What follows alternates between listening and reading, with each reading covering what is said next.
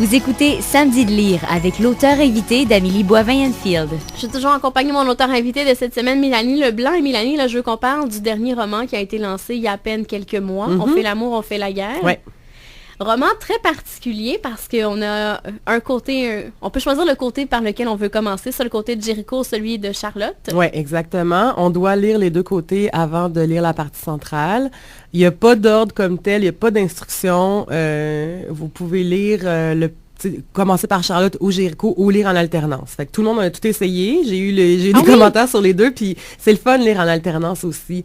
J'ai réalisé ça après, quand il était sorti, parce que des fois, ils vivent les épisodes en même temps. En fait, ils vivent des situations ensemble.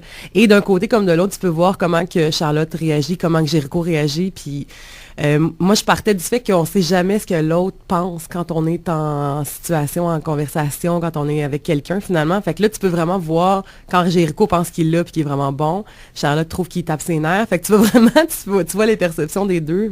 Mais c'était une première, parce qu'en alternance, moi, j'ai vu ça à quelques reprises dans de la chiclite, mais là, le fait qu'on puisse choisir quel côté on veut commencer, et on est vraiment devant un dilemme, là. Ben oui, c'est ça qui est drôle, je pensais. Le rose l'emporte. Les filles me disent non, que... moi, j'ai commencé avec le vert. Yeah, je suis contente, bravo. Ben oui. Ben oui, au début. Puis ce qui est drôle, c'est qu'au début, tu essaies de nous convaincre pour savoir de quel côté on devrait commencer. C'est les personnages qui essaient de vous convaincre parce qu'ils sont bien présents, puis ils sont bien importants, ces personnages-là, puis ils prennent bien de la place. Et c'est drôle, la conversation aussi qu'ils ont avec l'auteur dans le roman. Ben, en fait, c'est que ça a commencé... Moi, j'ai de la difficulté à écrire en tant que narratrice, tu sais, en tant que comment on dit, j'ai un blanc, le narrateur omniscient, c'est ça, narrateur Dieu. J'aime beaucoup l'écriture au jeu et j'aime lire au jeu, à la première personne, et les deux côtés, évidemment, les deux premières parties, ils parlent pour eux-mêmes, donc Charlotte écrit beaucoup dans son journal, puis Jéricho parle au jeu. Puis je trouvais ça plate, rendu au centre, que tout à coup, moi, je me mets à décrire l'histoire, puis c'est leur vie, tu sais. Fait qu'il s'est comme installé quelque chose avec les éditrices. Et moi, j'aurais pas fait ça comme ça nécessairement. Je voulais vraiment que Jéricho et Charlotte puissent se parler et qu'on a un extrait que c'est Jéricho, Charlotte lui répond, puis tac, tac, on est dans la tête des deux aussi, mais ça devenait compliqué. Puis bon, la gymnastique mentale, ça devenait compliqué pour le lecteur. Donc, j'ai fait OK, mais je veux qu'ils puissent parler à l'auteur. Je veux qu'on puisse avoir quand même un jeu, puis fait que c'est ça, ils ont pris de la place. Je sais que c'est bien ésotérique tout ça, puis je ne suis pas schizophrène, je ne suis pas diagnostiquée d'aucune maladie. Mais c'est drôle. Mais je pouvais pas, moi, concevoir qu'ils aient plus leur personnalité, leur ton, leur humour, leur univers dans la partie centrale, parce que là, tout d'un coup, ils devenaient deux, puis il fallait que quelqu'un décrive l'histoire, tu sais. Fait que, ouais, puis ils ont pris la place, puis des fois, surtout Jéricho, il me dit... tu réalises pas ce que tu es en train d'écrire, ça n'a pas de bon sens, il n'y a jamais un gars qui dirait ça, machin, puis ben moi je vais rayer, tu sais. Ouais, puis tu reviens en disant, ben c'est moi l'auteur. C'est moi l'auteur, je me fâche après, puis il y a des fois, j'étais vraiment comme fâchée, je trouvais. Il y a des bouts que ça m'a empêché de bien écrire, je suis là, OK, je veux pas brusquer, l'idée c'est que je veux que les gars aussi puissent le lire, fait que je voulais vraiment que les gars se retrouvent un peu, puis pas avoir le commentaire de, OK, c'est poche, là, c'est trop de licorne, trop de calinours, ça nous ressemble pas. Fait que c'est ça, c'est la façon que j'ai trouvée pour laisser de la place à tout le monde puis essayer d'interpeller les lecteurs, finalement. Et comment ça a été de se mettre dans la peau d'un gars? Parce que je lisais que quand tu étais petite, tu avais demandé au Père Noël d'avoir un pénis. J'avais demandé ça. Pour faire pipi debout. Je voulais faire pipi debout. C'était vraiment... c'était pour vrai, là. Puis pendant des années, j'étais jalouse de mon frère.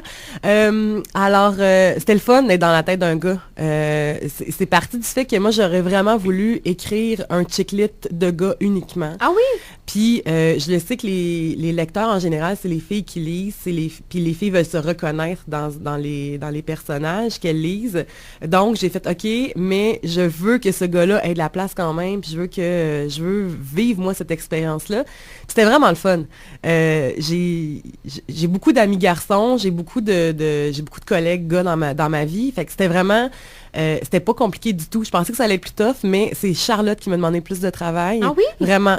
J'avais de la difficulté à aller la chercher, à savoir c'était qui elle.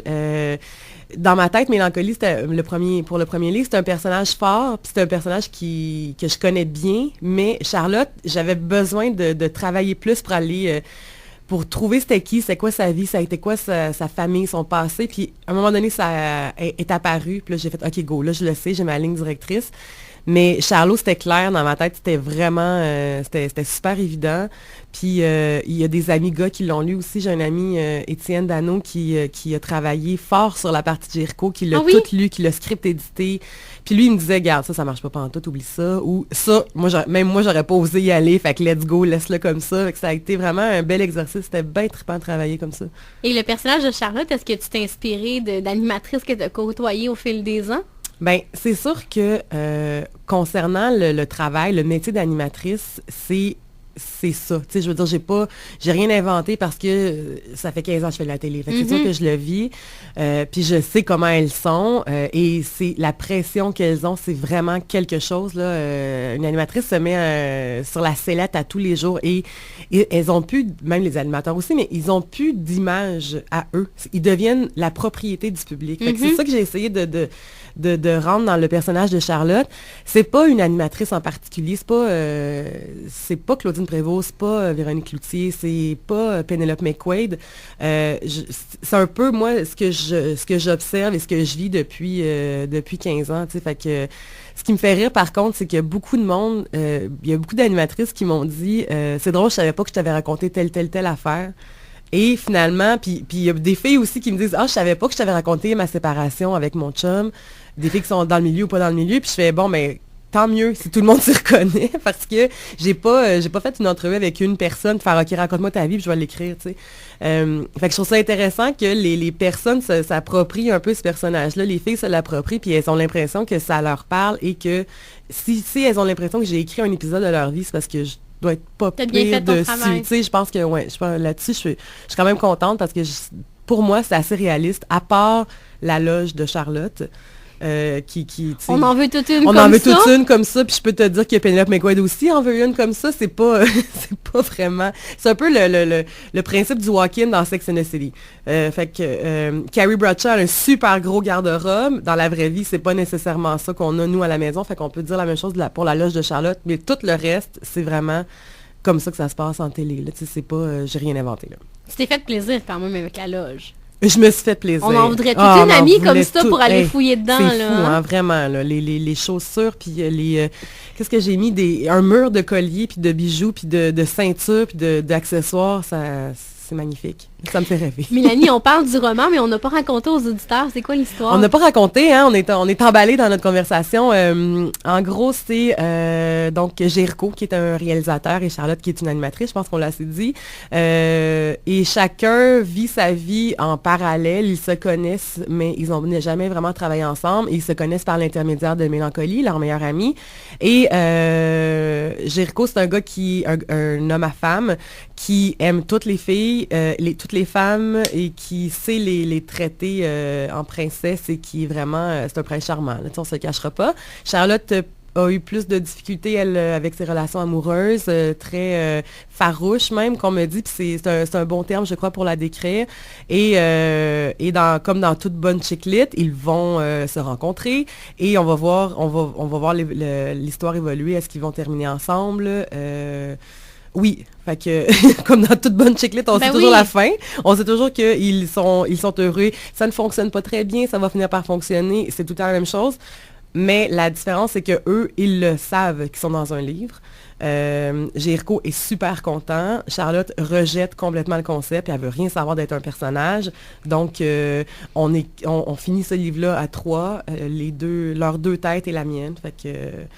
ils savent qu'ils vont finir ensemble, mais on ne sait juste pas comment ils vont y parvenir. Et ce qui est drôle, c'est que Mélancolie, elle est au Mexique. Ouais. Et l'interaction avec Mélancolie, c'est quand même aussi très drôle. Ben ouais, elle est entre les deux à des milliers de kilomètres. Puis elle voit son ami Jericho qui est en train de se piler sur le cœur puis de pas trop faire attention à lui. Puis elle voit Charlotte que ça ne tente pas pantoute. Fait que puis elle a des doutes. Puis elle veut pas qu'ils finissent ensemble, mais elle veut qu'ils finissent ensemble. Fait que tout pour bien compliquer les choses. Alors, on rappelle le titre, On fait l'amour, on fait la guerre. Exactement. Et Mélanie, je lisais que tu aimerais un jour quitter Montréal pour aller à New York. Oh my God, quel beau rêve. Oui? Oui, vraiment. J'aimerais... Quand je suis débarquée à New York la première fois, je me suis dit, c'est chez nous. Je sais pas pourquoi, mais c'est une ville qui me ressemble, qui m'interpelle. Il y a quelque chose là-bas que même si c'est un mois, un jour, je vais y habiter. OK. Ouais. On te le souhaite. Ben merci. Je vais aller écrire peut-être un autre livre là-bas. Ben oui, est-ce qu'il y a un autre livre dans ta mémoire, en travail? Pas vraiment. Ça a été beaucoup de travail. Ça a J'en été doute pas. très exigeant, ce livre-là. Donc, pas encore, mais il y a peut-être une petite idée qui germe, mais j'essaie de la tasser. Je veux pas qu'elle existe pour l'instant. Je veux vivre avec Charlotte puis Jéricho pour quelques mois encore. Ben merci Mélanie, on se reparle dans les prochains instants avec Merci. ton coup de cœur. Merci, Amélie.